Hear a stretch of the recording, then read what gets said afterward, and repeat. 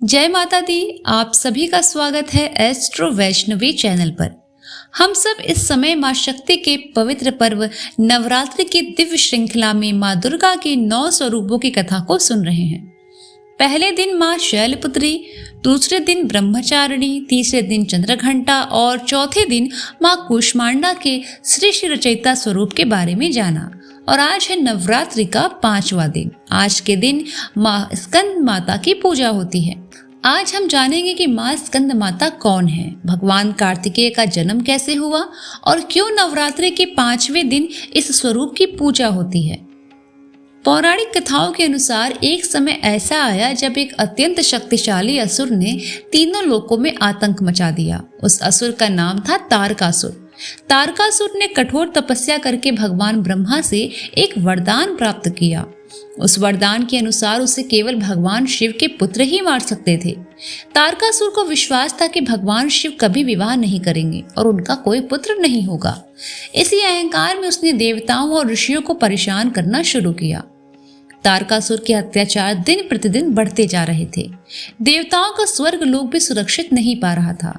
तब सभी देवता मिलकर भगवान ब्रह्मा के पास गए और उनसे समाधान पूछा। भगवान ब्रह्मा ने कहा कि तारकासुर का अंत तभी संभव है जब भगवान शिव का पुत्र जन्म ले। लेकिन उस समय भगवान शिव गहन ध्यान और तपस्या में लीन थे।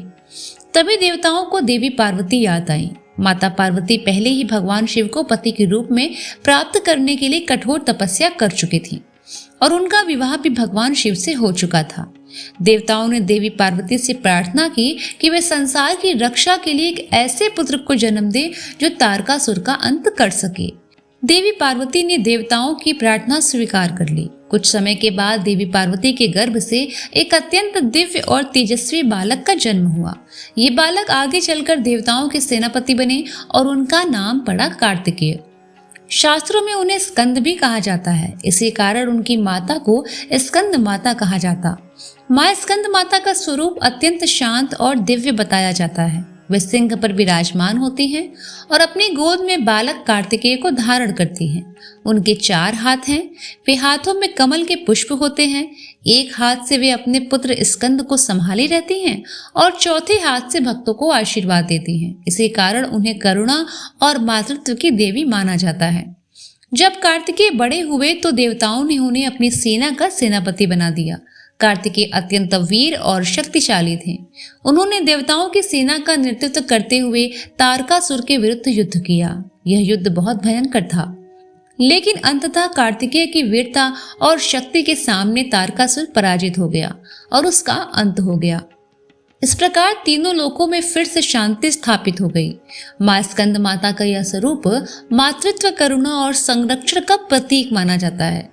वे अपने भक्तों को प्रेम, शांति और सुरक्षा का आशीर्वाद देती हैं। नवरात्रि के 5वें दिन उनकी पूजा करने से मन में शांति, ज्ञान और सकारात्मकता ऊर्जा का संचार होता है।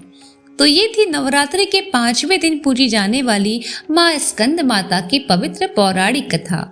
माँ स्कंद माता हमें संदेश देती हैं कि मातृत्व और प्रेम की शक्ति सबसे महान होती है। अगर आपको ये वीडियो पसंद आया हो तो वीडियो को लाइक, शेयर, सब्सक्राइब करना मत भूलिएगा। बने रहिएगा इस विशेष श्रृंखला में। कल हम सुनेंगे नवरात्रि के 6ठे दिन पूजी जाने वाली देवी कात्यायनी की अद्भुत पौराणिक कथा। तब तक के लिए जय माता दी।